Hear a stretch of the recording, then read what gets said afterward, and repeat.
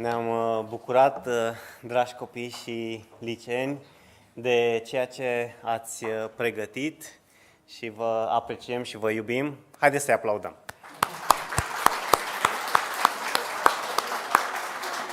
Și de fapt noi știm că mai mult decât ne-am bucurat noi, părinții sau chiar bunicii voștri, mai mult de atât se bucură cel sărbătorit, Domnul Iisus Hristos, care astăzi, acum aici, este prezent și a primit aceste mici cadouri pe care le-ați adus pentru El. Ne bucurăm de asemenea pentru toți cei care ați înfruntat ploaia și vântul ca să fiți aici împreună în casa lui Dumnezeu. Vorbeam cu fratele Paul de dimineață și spuneam că acum avem și noi vreme londoneză. În loc de zăpadă avem ploaie și vânt, nu așa, Daniel? Dar suntem împreună și Dumnezeu are un cadou pentru fiecare dintre noi în această seară. De aceea, haideți să deschidem cuvântul lui Dumnezeu și să ne pregătim inimile să ascultăm povestea nașterii, așa cum este descrisă de Luca, în Luca, capitolul 2. Vom citi mai întâi primele 7 versete, iar apoi încă de la 8 la 20 pasajul cu păstorii. Păcat că au plecat copilașii cei mici, pentru că m-am gândit mai întâi să încep cu câteva întrebări care vor avea și câte un cadou frumos. Ia să vedem. Prima întrebare, dacă sunteți pregătiți acolo, cum se numea mama lui Isus? Maria. Și e frumos să-și împarți cadou.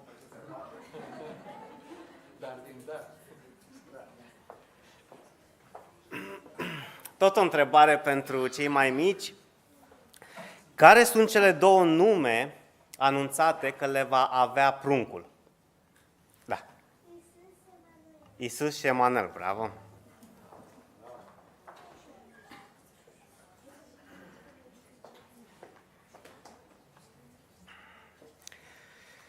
Da, cred că tot pentru voi. Cine era rege în Iudeea? Da. Irod. Okay.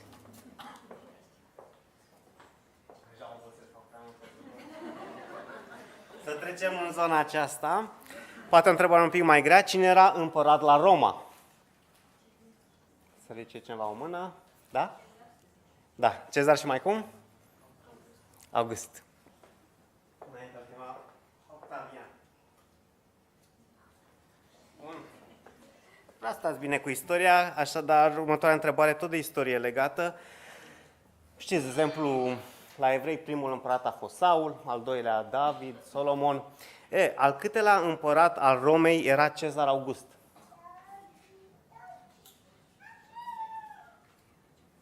Îmi rămâne mie o bomboană. Era, de fapt, primul împărat al Romei, al Imperiului Roman. El a fost primul. Și acum o întrebare, dacă ați fost acum 2 ani, poate știți răspunsul. În Vechiul Testament este menționat un singur han, hanul lui Kimham. Știți în ce localitate era acest han? Cum? În Betlehem. Deci singurul han menționat în Biblie și era lângă Betlehem. Penultima întrebare. Ce instrucțiuni aveau îngerii să spună când se arătau oamenilor? Prima frază, ce trebuiau ei să zică? Da. Nu te temeți. Nu vă temeți, foarte bine. De ce? Pentru că oamenii se speriau când vedeau un înger. O să vedem. Și ultima întrebare, nu știu care răspuns corect, dar să vedem dacă știți. Dacă de Paște spunem Hristos a înviat, ce spunem de Crăciun?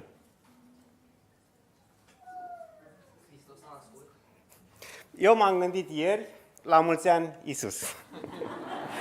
Nu e răspuns corect, deci haideți să citim. Poate mai am întrebări în timpul predicii, vedem. Haideți să citim frumosul pasaj din Luca, capitolul 2, despre nașterea Domnului Iisus Hristos. În vremea aceea a ieșit o poruncă de la Cezar August să se înscrie toată lumea.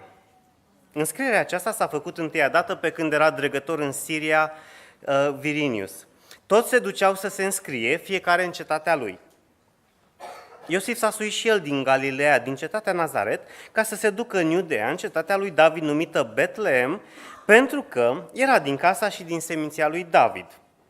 Să se înscrie împreună cu Maria, logodnica lui, care era însărcinată.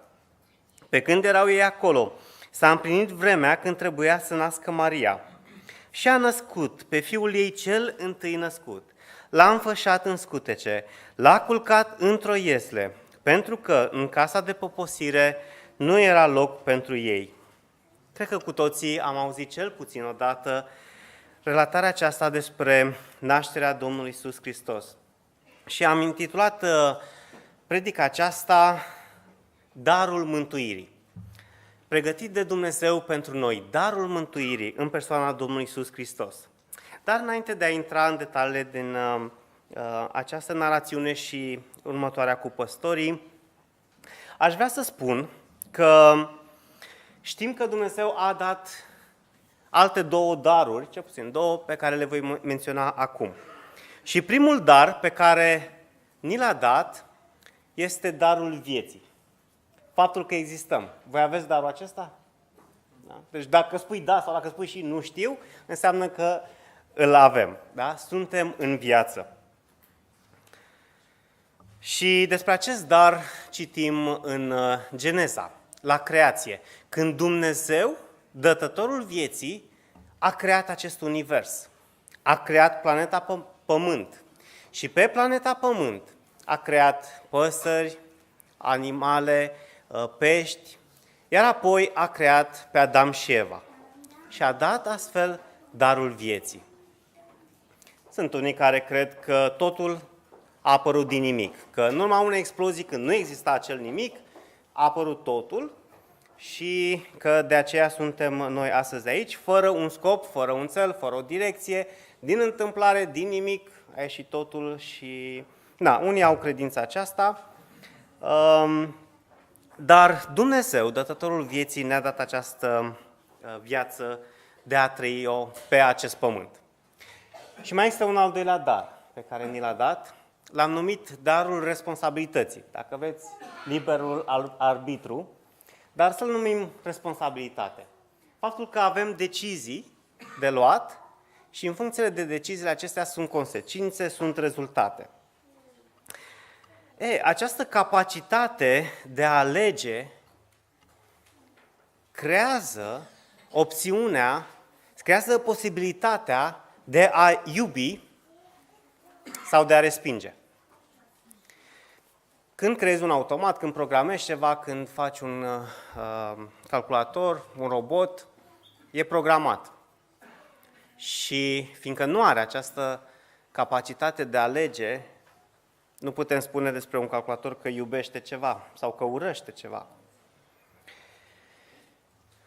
Tot despre acest lucru vedem în Geneza, că acest dar al responsabilității care a permis relația dintre om și Dumnezeu, relația dintre Dumnezeu și Adam și Eva, primii oameni creați. Din păcate, oamenii, așa cum știm, și-au folosit acest dar pentru a întoarce spatele lui Dumnezeu, pentru a încălca singura poruncă pe care a dat-o, să nu mănânce dintr-un copac al cunoștinței binelui și al răului. Și fie că ne place sau nu, toți avem acest dar și astăzi îl exercităm în această lume căzută pentru a-L respinge pe Dumnezeu.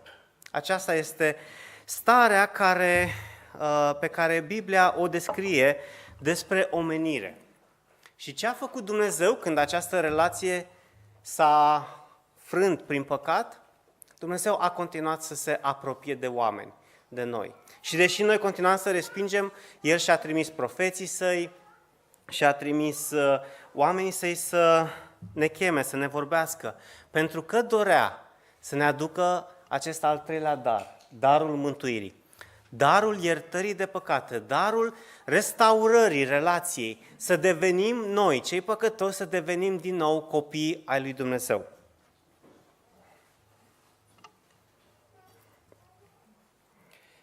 Am rămas marcat de sceneta de luni, cu cadourile, cu darurile și de ideea aceasta că oamenii totuși, chiar că fac fapte rele, mai fac și fapte bune și se pot mântui singuri. Și dacă n-ați văzut acea scenetă, este pe YouTube, puteți oricând să o vedeți sau să o revedeți. Și oamenii cred că totuși situația nu este așa de rea precum pare, că noi de fapt îl căutăm pe Dumnezeu. Dar haideți să vedem ce zice Biblia. Îl caută omul pe Dumnezeu? După ce au păcătuit, Dumnezeu a căutat pe Adam și Eva, iar ei, în mod specific, acțiunea lor a fost să se ascundă de rușine și să se ascundă de Dumnezeu. Vedem apoi că Dumnezeu se duce la Cain și îl avertizează. Ai grijă, nu te lăsa dominat de rău. Ce face Cain și Abel, cei doi frați? Cain își omoară fratele. Nu Noe, deși era un om neprihănit, a mers la Dumnezeu, ci Dumnezeu a venit la Noe și i-a dat planul ca să facă o corabie.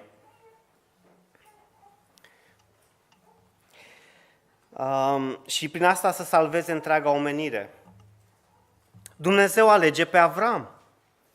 Îl cheamă de acolo, din țara în care era, și îl trimite într-o călătorie lungă din Orient, să ajungă până în Orientul Mijlociu, până în Israel, în Palestina, și să îi facă acest legământ, că în el vor fi binecuvântate toate națiunile pământului. Nu Moise îl căuta pe Dumnezeu, când în pustie Dumnezeu apare într-un rug aprins. Dumnezeu îi spune, Moise, Moise, îi spune pe nume, iar Moise întreabă, dar cine ești, care este numele tău? Și atunci primește acel răspuns extraordinar, eu sunt cel ce sunt. Dumnezeu își alege profeții săi, fie că e vorba de Isaia, Daniel, Ieremia, Osea, Samuel, toți din Biblie. Este acțiunea lui Dumnezeu de a chema pe oameni, de a-i căuta, de a le da un mesaj și să pregătească acest dar al mântuirii.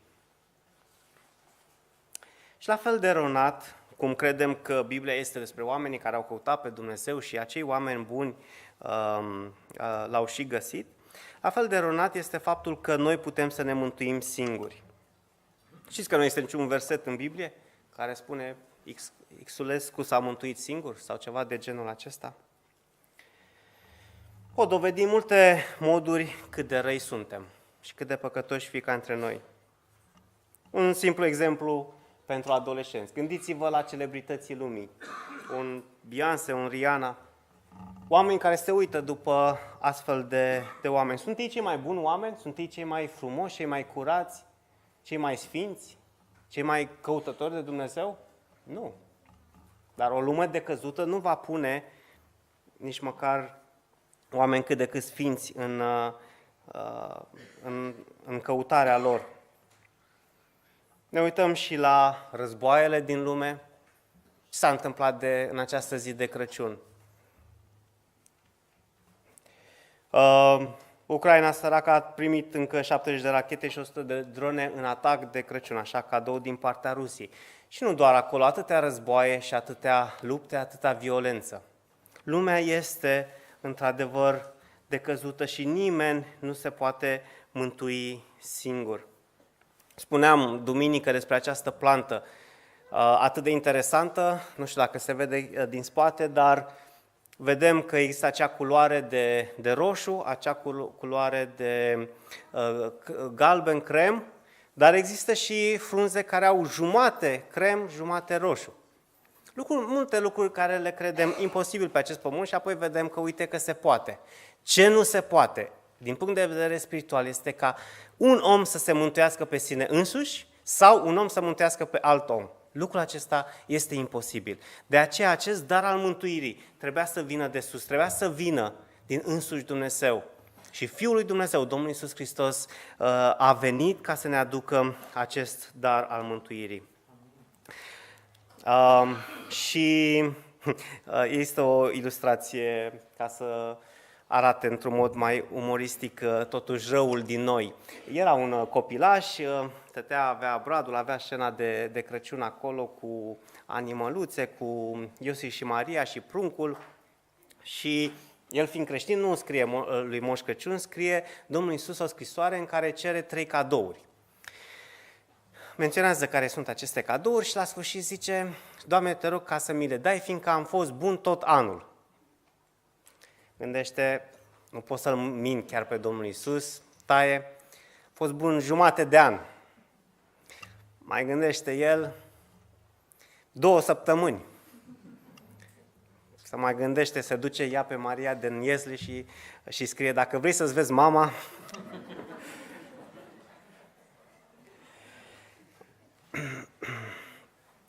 bun, să privim acum la acest minunat dar, darul mântuirii la Domnul Iisus Hristos și ce a trebuit să se întâmple conform la Luca, capitolul 2, așa cum am citit. Vedem aici că are loc un recensământ comandat chiar de împăratul de la Roma, primul împărat Cezar August. El a domnit mult, din 27 parcă până în 14 după Hristos și a făcut ca Roma să se extindă ca imperiu. Care era logica la recensământ? Și l-a făcut periodic la 14 ani. Avea 2 scopuri un recensământ. Să vadă capacitatea militară. Da? Trebuia să te înscrii, îți lua vârsta. Citeam acum, parcă Croația de la anul vor face din nou obligatorie stagiul militar. Ca ei aveau nevoie de soldați și în întreg imperiu construiau aceste armate mici, armate garnizoane și luau soldați inclusiv din toate teritoriile cucerite, respectiv și din Iudea. Acum, specific în Iudea, în Imperiu nu era obligatoriu să te întorci la familia, în locul unde era familia ta inițial, dar acesta era specificul evreilor și pentru acest specific l-au adăugat la recensământul roman. Iar al doilea motiv pentru recensământ era cel de impozite, până la urmă, ca și astăzi, nimic nu se schimbă, când e nevoie de mai multe taxe, trebuie să știi cine trăiește, cine a plătit, cine n-a plătit. Era, cum mi s-a spus și duminica trecută, Pax Romana și drumurile acelea romane, 80.000 de kilometri de drum roman pavat, dintre care unele sunt funcționale încă astăzi. Și atunci toate lucrurile acestea costau bani și vreau să cunoască care e populația și câți bani poate să scoată din fiecare regiune. Și iată pe Maria și Iosif, Maria fiind însărcinată, trebuie să călătorească vreo 130 de kilometri, asta înseamnă un drum între 4 și 7 zile, din Nazaret din nord înspre Ierusalim și la o distanță de 11 km de Ierusalim este Betleem. Betleem era locul în care tatălui David, Isai, trăia și toată lumea știa de împăratul David, știa că fusese născut în Betleem și fiindcă și Iosif și Maria făceau parte din linia lui David, pentru că profeția era că un împărat se va naște lui David, din linia lui David, iată că ei trebuie să călătorească până în Betleem. Vă dați seama ce zi acolo, în care au trebuit să se ducă, să se înregistreze, să facă recensământul și apoi seara au căutat și ei cazare, mai ales că probabil începuseră contracțiile și, surpriză, nicio ușă nu se deschide. Hanul era ocupat, nimeni altcineva nu a avut loc sau timp pentru Maria, pentru Iosif, respectiv apoi pentru pruncul care avea să se nască.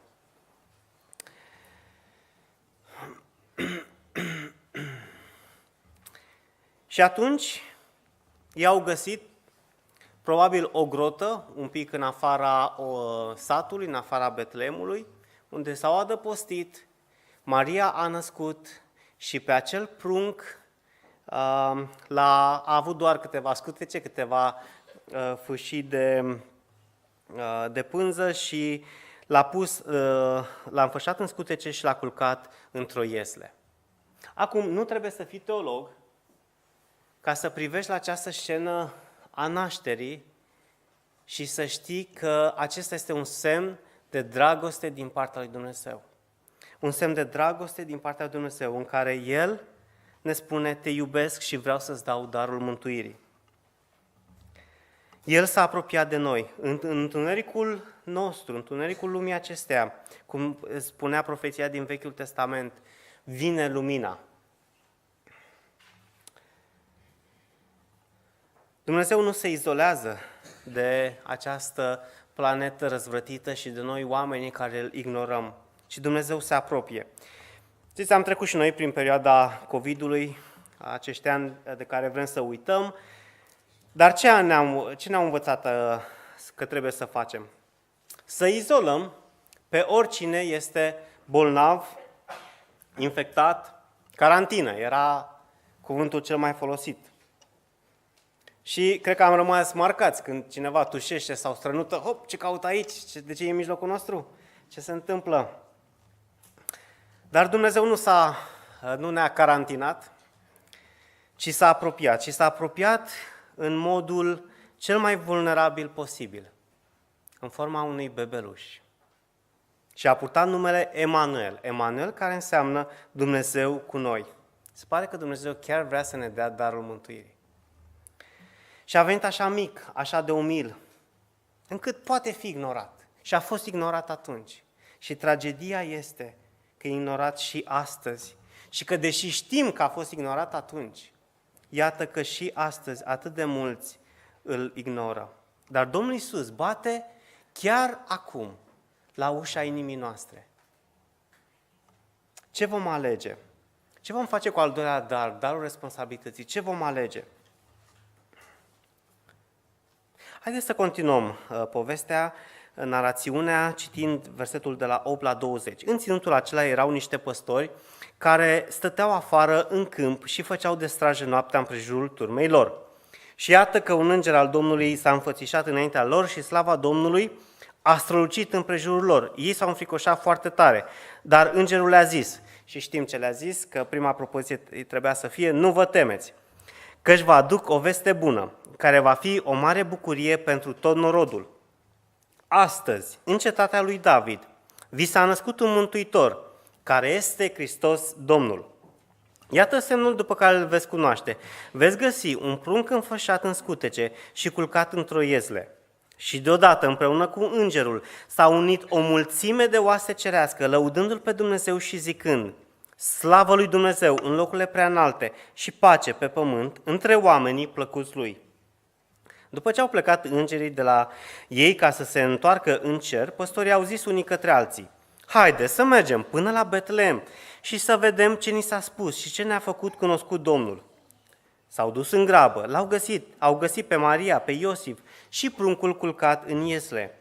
După ce l-au văzut, au istorisit ce li se spusese despre prunc. Toți cei au auzit s-au mirat de cele ce spuneau păstorii. Maria a păstrat toate cuvintele acestea și se gândea la ele în inima ei. Și păstorii s-au întors, slăvindu-L și lăudându-L pe Dumnezeu, pentru toate cele ce auziseră și văzuseră și care erau întocmai cum li se spusese. Amin. Vedem aici că Dumnezeu alege să se descopere la niște păstori, niște oameni neînsemnați și pentru aceasta trimite un înger din cer. Spunea cineva că în acea noapte liniștită, Dumnezeu a făcut acțiunea cea mai agresivă și militantă din istorie. Mai agresiv decât un înger care omoară 185.000 de soldați, așa cum a fost un caz în Vechiul Testament. Mai agresiv decât dinamitarea a două cetăți, Sodoma și Gomora. Își trimite Fiul pe pământ singur. Îl trimite chiar la 11 km de împăratul Irod. Și proclamarea este că este un nou rege care s-a născut, a cărui domnie nu se va sfârși niciodată. Și noi astăzi îl lăudăm pe el ca domn, ca rege în viața noastră. Lucrul acesta s-a împlinit. A împărțit istoria în două, înainte de Hristos și după Hristos. A venit să nimicească planurile satanei, cum ni se spune în 1 Ioan 3:8. Și de ce știm despre Domnul Iisus Hristos? Pentru că 33 de ani mai târziu, Domnul Iisus Hristos stă pe cruce, singur, între pământ și cer. Un singur nume dat oamenilor în care poate fi mântuit. Pot fi mulți profeți, pot fi mulți sfinți. Este un singur mântuitor, Domnul Iisus Hristos. Își dă viața pe cruce, plătește pentru păcate și a treia zi înviază din morți. Pe El îl urmăm, El este Domnul nostru. Astăzi este ziua Lui de naștere, dar știm tot ceea ce a făcut El pentru noi. Și știm că El este prezent astăzi, El este viu. Trimite un singur înger la acești păstori. Suficient ca să se sperie oricum, ca toți oamenii atunci când au ocazia să vadă un înger. Este o ocazie rară care li se dă. Posibil ca îngerul acesta să fi fost îngerul Gabriel. Despre el știm, citim în Daniel, capitolul 8, că este trimis ca să explice profeții lui Daniel, profeții mesianice, profeții despre Domnul Iisus Hristos. Apoi, despre îngerul Gabriel, care înseamnă Dumnezeu este măreț, vedem că a mai fost trimis la Zaharia să anunțe nașterea lui Ioan Botezătorul, verișorul Domnului Iisus, care va avea să pregătească calea înaintea lui Mesia, și tot Gabriel este trimis la Maria, ca să o anunțe cu 2 luni înainte că urma să rămână însărcinată. Și e posibil ca Gabriel să fie trimis la păstori. Și duce această veste bună în care le spune, vă aduc o veste bună. Și cuvântul veste bună înseamnă Evanghelie. Și cu adevărat este o veste bună, pentru că este o veste despre mântuirea oferită cadou de către Dumnezeu. Nu ceva ce putem să câștigăm prin fapte bune, nu ceva pentru care trebuie să plătim, nu ceva pentru care trebuie să ne călugărim sau orice altceva, ci este un cadou din partea lui Dumnezeu. O veste bună, care va fi o mare bucurie pentru tot norodul. Astăzi, în cetatea lui David, adică în Betlehem, vi s-a născut un mântuitor care este Hristos Domnul. Și le dă și semnul că va fi un prunc înfășat în scutece și culcat în iesle. Iar apoi Dumnezeu trimite mai mulți coriști și apar o mulțime de oaste cerească, lăudându-L pe Dumnezeu și zicând, slavă lui Dumnezeu în locurile prea înalte și pace pe pământ între oamenii plăcuți Lui. Mă gândeam când îngerii ne privesc pe noi cum cântăm. Poate uneori suntem obosiți, poate preferăm să tăcem, să ne gândim la altceva, să verificăm telefonul. Vedeți, îngerilor nu li s-a dat un mântuitor. Cine a păcătuit în acea revoltă a lui Lucifer a devenit un demon fără o a doua șansă, fără să poată să fie iertat vreodată. Și ei doar anunță faptul că există un mântuitor. Pentru oameni există a doua șansă, există iertarea de păcate, există un mântuitor. Și ei se bucură așa de mult. Și poate să gândesc, uite, ei nu cântă, nu se laudă, nu laudă pe Dumnezeu, chiar nu se bucură că sunt mântuiți, ce trist. Dar în această zi noi ne bucurăm și nu numai în această zi de Crăciun, ci de câte ori venim și îl lăudăm pe Dumnezeu și ne aducem aminte prețul pe care l-a plătit ca să aibă loc această mântuire. Această veste bună este dată păstorilor. Păstorii erau oameni needucați. Știți, nu trebuie să faceți facultate ca să ai grijă de niște oi. Trebuie doar să stai în spatele lor. Fiindcă era un job 24/7, nu prea puteau să țină nici sabatul și să aibă loc să facă curățirea conform regulilor ceremoniale date de Moise. Și atunci erau adesea oameni nebăgați în seamă. Vedeți, Dumnezeu caută pe orice om. Și nu s-a dus la Irod sau la alți oameni bogați, ci s-a dus la acești păstori. Și îngerul le spune, mergeți îndată. Și păstorii fac acest lucru. Au această curiozitate, își folosesc darul responsabilității ca să asculte de ceea ce spun îngerii și să meargă să vadă ceea ce a făcut Dumnezeu, să vadă un prunc într-o iesle. Un colin spune să alergăm și noi cu toți la ieslea lui Hristos. Ei părăsesc turmele și merg acolo și se bucură când văd pe pruncul. De ce bucuria acestor păstori? Fiindcă au acces la Fiul lui Dumnezeu. Ei care nu meritau, au acces liber, gratuit, au această șansă să-L vadă.